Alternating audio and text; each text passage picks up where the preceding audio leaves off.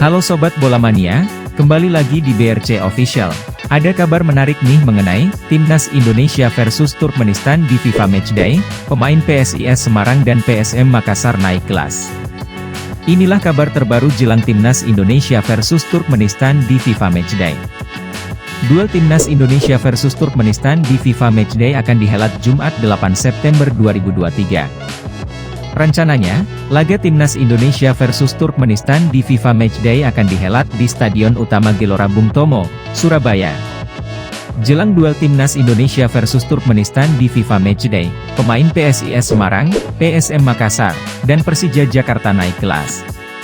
Pemain PSIS Semarang, PSM Makassar, dan Persija Jakarta yang naik kelas jelang Timnas Indonesia versus Turkmenistan di FIFA Matchday yakni Alfeandra Dewangga, Zaki Ashraf, dan Doni Tripamungkas.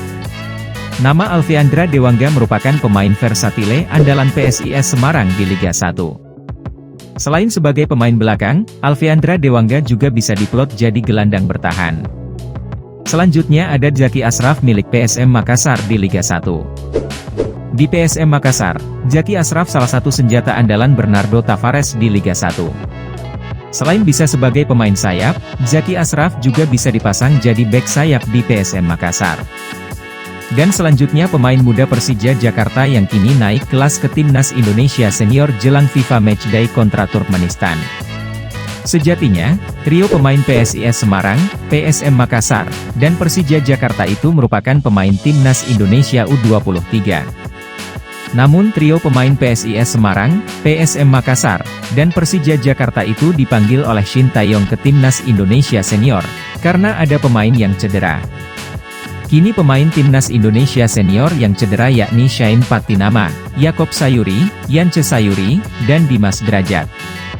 Coach Shin Tae-yong pun memilih trio pemain PSIS Semarang, PSM Makassar, dan Persija Jakarta itu naik kelas ke Timnas Indonesia Senior untuk tambah kekuatan skuad Garuda yang akan jajal Turkmenistan di FIFA Matchday. Latihan hari ini, hari pertama, ada pemain yang datang dari jauh-jauh juga, jadi latihan hari ini untuk recovery training saja, kata Shin Tae-yong di situs resmi PSSI. Shin mengatakan dirinya belum bisa memberikan penilaian terkait kondisi pemain. Dia harus menunggu sampai besok, Selasa 5 September, untuk memastikan kondisi terkini para pemainnya.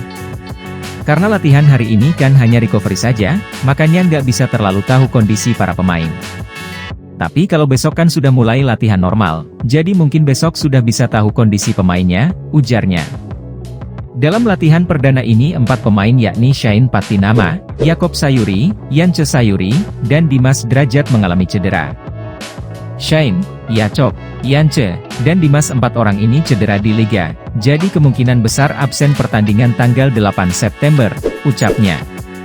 Sebagai gantinya, Shin Tae-yong memanggil beberapa pemain dari tim U23 Indonesia. Mereka akan menyusul dari Solo ke Surabaya.